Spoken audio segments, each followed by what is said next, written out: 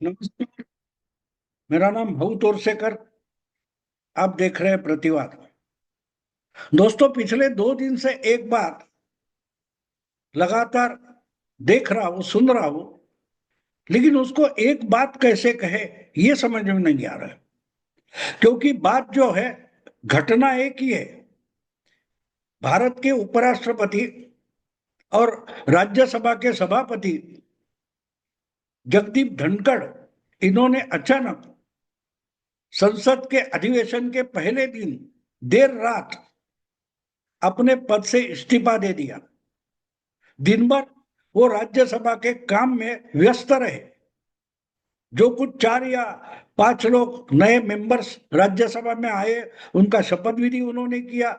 बहुत व्यस्तता रही उनकी। लेकिन रात को देर 10 बजे के बाद शायद वो अचानक राष्ट्रपति भवन पहुंचे और राष्ट्रपति मुर्मू, द्रौपदी मुर्मू को उन्होंने अपना इस्तीफा सौंप दिया और इमीडिएटली मैं कार्यभार छोड़ रहा हूं, ये भी डिक्लेयर कर दिया और खलबली मच गई। और उसके बाद उन्होंने अपने खत में लिखा है कि मेरी तबीयत ठीक नहीं रही थी, डॉक्टर ने सलाह दिए कि ज्यादा प्रेशर और टेंशन लेना गलत होगा, आपकी सेहत के लिए अच्छा नहीं होगा। तो इसलिए पर्सनल, व्यक्तिगत कारण से और अपनी स्वास्थ्य के कारण मैं इस्तीफा दे रहा हूं, ये कारण उन्होंने अपने खत में दिया है। और उसके सिवा आज तक राष्ट्रपति, उपराष्ट्रपति, सॉरी, उपराष्ट्रपति और सभापति इस नाते से जिन्होंने उनको मदद की है, वहां तक पहुंचने में मदद की है, उन सबके उन्होंने आभार प्रदर्शित किए हैं। और बस खत्म, लेटर यही खत्म होता है। लेकिन इसके बाद जो राजनीति होनी थी, खलबली मचनी थी, बवाल होना था, वो तो हो गया और हो गई। अगर कोई बात होती नहीं, उस पर भी बवाल उठता है, यहां तक हमारे राजनीति पहुंच गई है। तो ये तो बड़ी खबर थी कि देश के उपराष्ट्रपति ने और 2 साल की मुहूर्त होने के बजाय बावजूद अपने पद से इस्तीफा दिया है। तो बड़ी बात है और बवाल तो मचेगा और मच गया। लेकिन पिछले 2 दिन से इसके पीछे कारण क्या है, इसके जो अलग अलग पहलू सामने आ रहे हैं, और जितने सुनता जा रहा हूं, जितने पढ़ता जा रहा हूं, उसमें हर पहलू अलग है। हम देखिए, जो कांग्रेस पिछले 3 सालों से सभापति होने के कारण धनखड़ के पीछे पड़ गई थी, यहां तक कि उनको उनके पद से उठाकर बाहर फेंकने की, इम्पीचमेंट की भी बात की जा रही थी, जोर शोर से चल रही थी कि ये सत्तारूढ़ पार्टी के साथ देते हैं और अपोजिशन पर अन्याय करते हैं, ये कांग्रेस वाले बार बार बोलते थे। और इसलिए एक समय भी ऐसा आया कि कांग्रेस वाले यहां तक बोलने लगे कि धनखड़ को उनके पद से हटाने के लिए कुछ कार्रवाई राज्यसभा में कांग्रेस शुरू कर सकती है। बाद में कांग्रेस ने वो बात छोड़ दी, क्योंकि किसी ने उनको सही सलाह दे दी कि राष्ट्रपति, उपराष्ट्रपति राज्यसभा के अगर सदस्य ही नहीं है तो उनको हटाने का प्रस्ताव पार्लियामेंट में, राज्यसभा में नहीं लाया जा सकता। अगर लाना है तो वो अलग तरीके से ला सकते, इम्पीचमेंट का मामला नहीं बन सकता, क्योंकि आपकी तकरार सभापति से है, ना कि उपराष्ट्रपति से है, वगैरह वगैरह। जो संवैधानिक मामला था, उसमें अगर दम नहीं है तो कांग्रेस को पीछे हटना पड़ा। लेकिन पिछले 3 साल से हर बार, हर तरीके से कांग्रेस और कांग्रेस के नेतृत्व वाली इंडी अलायंस जितना परेशान कर सकते थे, उतना जगदीप धनखड़ जी को परेशान कर रहे थे। समाजवादी पार्टी की जया भादुरी, वो भी अपना, हमारा नाम किस ढंग से आपने पुकारा, इस ये बात लेकर भी धनखड़ से भिड़ गई थी।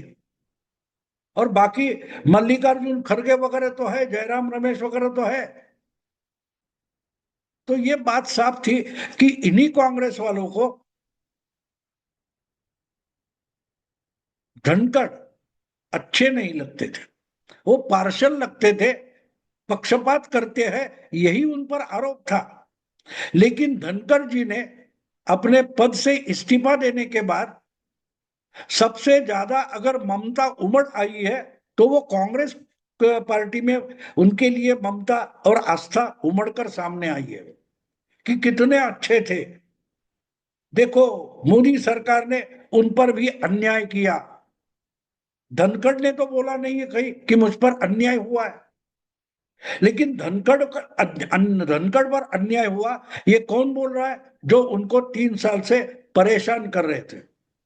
हमारे मराठी में एक कहावत है, मेलेला म्हशीला 12 सेर दूध, यानी जो भैंस मर गई है वो 12 सेर दूध देती थी, ऐसा कहा जाता है।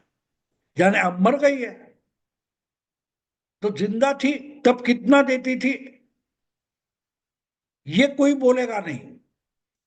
तो बिल्कुल यही है। धनखड़ अगर आप हटाए गए तो चलो, उनकी आड़ लेकर मोदी सरकार को ब्लेम करते हैं, मोदी सरकार पर आरोप करते हैं। और इसलिए जिस धनखड़ को ये हर दिन पीड़ते थे, सताते थे, परेशान करते थे, उसको ही, उसी धनखड़ को पीड़ित बताने की स्पर्धा शुरू हो गई।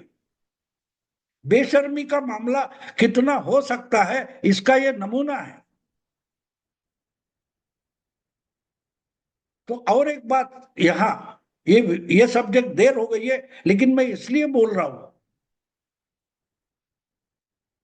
कि धनखड़ शायद मन में सोचते होंगे पिछले 2 दिन से जो जो खबरें आ रही है, ब्रेकिंग न्यूज हो रही है, अलग अलग पहलू खबरों से सामने आ रहे हैं कि धनखड़ ने इस्तीफा क्यों दिया, अचानक से इस्तीफा क्यों दिया, वगैरह वगैरह। उसके जो जो कारण सामने लाए जा रहे हैं, ये देखकर सुनकर मैं अचंभित हूं। तो मुझे विश्वास है कि खुद जगदीप धनखड़ साहब भी बड़े अचंभित रहे होंगे, सोचते होंगे यार ये क्या क्या कारण है, मुझे ही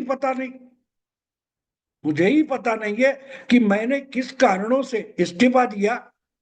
ये मुझसे ज्यादा ये खबरें फैलाने वाले जो है उनको ज्यादा मालूम है। लेकिन खुद जगदीप धनखड़ को इसका पता तक नहीं है, क्योंकि उन्होंने इसमें से कोई भी बात अपने लेटर में लिखी नहीं है, जो लेटर उन्होंने इस्तीफा देने के समय राष्ट्रपति को पेश किया था। तो कहने का मतलब यह है कि खबरें कैसी बनती है, खबरें ऐसी बनती है कि मुझे ही सब कुछ मालूम है। एक हिंदी, एक किसी टीवी पर एक सीरियल है, हप्पू की उल्टन पलटन। हप्पू नाम का एक दारोगा उसमें दिखाया गया है, और उसके मुंह में एक सेंटेंस बीच बीच में आता रहता है, अरे कमाल है, हमने ये कर दिया और हमको ही पता नहीं। अरे क्या बात है, हमको ये हो गया और हमको ही पता नहीं, ऐसे दारोगा हप्पू सिंह बोलता है। बिल्कुल वही हालत आज जगदीप धनखड़ भी सोचते होंगे कि यार मुझे मोदी सरकार ने इतना सताया, मोदी सरकार ने मेरे लिए इतनी बुरी बातें की और मुझे पता तक नहीं चला। अब जगदीप धनखड़ ओरिजिनली कांग्रेस के हैं, बाद में जनता पार्टी, जनता दल घूमते घूमते बीजेपी तक पहुंच गए, और बीजेपी ने उनको राज्यपाल बनाया और उपराष्ट्रपति तक बनाया। कितनी बुरा काम किया। बीजेपी में लीडर्स कम हैं, कम थे, बहुत सारे हैं। मुरली मनोहर जोशी थे, धनखड़ की जगह मुरली मनोहर जोशी भी उपराष्ट्रपति बन सकते थे। भैरव सिंह शेखावत बने तो मुरली मनोहर जोशी को बनाया जाता। और बहुत सारे हैं, 70 की ज्यादा उम्र हो गई है, चलो इनको राष्ट्रपति बना देते हैं। लेकिन नहीं बनाया। और कल परसों 2-4 साल पहले जो बीजेपी में आए हुए हैं, सत्यपाल मलिक हो या अपने धनखड़ हो, ये जो पुराने कांग्रेसी है, इनको उठाकर बड़े बड़े पदों पर बीजेपी बिठाते, ये कितना बड़ा अन्याय है ना अन्याय। आज जो कांग्रेस रो रही है कि धनखड़ को बहुत कम बीजेपी ने सताया, उन पर अन्याय किया, इसको अन्याय बोलते हैं।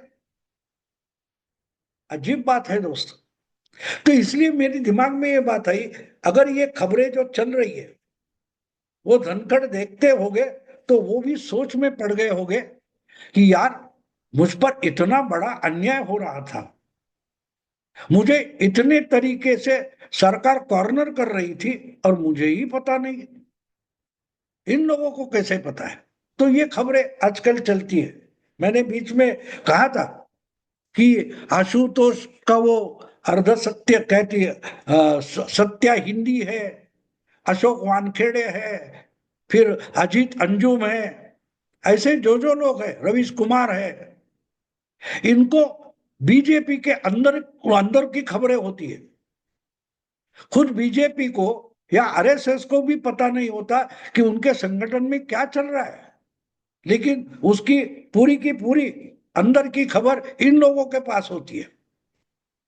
भागवत ने क्या बोला और मोदी ने क्या सुना, ये दोनों को पता नहीं होता। भागवत जी को पता नहीं होता कि भागवत क्या बोले, मोदी जी या शाह उनको पता नहीं होता कि उन्होंने क्या सुना है। लेकिन ये जो मैंने बोले अलग अलग पत्रकार है, इनको बिल्कुल पता होता है कि क्या बोला है। मुझे एक किसी शायर की लाइन याद आती है जो तुषार मेहता ने, चंद्रचूड़ जो चीफ जस्टिस थे उस वक्त, बताई थी जब शिवसेना और एकनाथ शिंदे का मामला सुप्रीम कोर्ट में चल रहा था। तो कपिल सिब्बल को टॉन्टिंग करते हुए तुषार मेहता ने एक बढ़िया शेर बोला था, दूरियां बढ़ी तो गलत फहमियां बढ़ी। उसने वो भी सुन लिया जो मैंने कहा तक नहीं। तो पूरी पत्रकारिता, पूरा मीडिया एक तरीके से उस शायर के लाइनों पर चल रहा है। उसने वो भी सुन लिया जो मैंने कहा भी नहीं। तो धनखड़ अगर अपने लेटर में जो कुछ लिख रहे, अब सब कुछ तो नहीं लिखेंगे, लेकिन जो लिखा नहीं है, अगर उस पर ना बीजेपी से कोई बोल रहा है ना ऑफिशियली कोई बोल रहा है, तो इन पत्रकारों को ये खबरें कहां से मिल रही है। अगर हमारे दिमाग में ये सवाल आता है तो मैं मानता हूं कि जगदीप धनखड़ जो है उनके भी दिमाग में ये सवाल उठता होगा कि यार मुझ पर इतना अन्याय हो गया और मुझे ही पता नहीं। यानी एक तरीके से ये खबरें सुनकर ऐसा लगता है कि जो जख्मी हुआ है वो बोलता है अजीब बात है, जख्मी मैं हुआ हूं, खून मेरा निकल रहा है, जान मेरी जान जा रही है और मुझे पता तक नहीं है। ये सारे पत्रकार ऐसा क्यों बोल रहे हैं कि मैं मर रहा हूं, मुझ पर अन्याय हो रहा है, मैं जख्मी हुआ हूं, मेरा खून निकल रहा है। ये सब बातें ये लोग बोलते हैं तो मेरा निकलने वाला खून मुझे ही क्यों नहीं दिख रहा है, ऐसा तरीके से खबरें दी जाती है।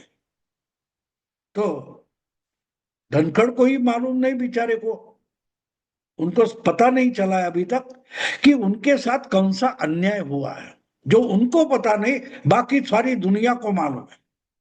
देखते कुछ दिनों के बाद शायद धनखड़ जी उस पर खुलासा करेंगे। तब तक हम अलग अलग पहलू देखते रहेंगे और सुनते रहेंगे। मैं यही रुकता हूं। अगर वीडियो पसंद आए तो लाइक कीजिए, शेयर कीजिए और प्रतिवाद को सब्सक्राइब कीजिए। नमस्कार।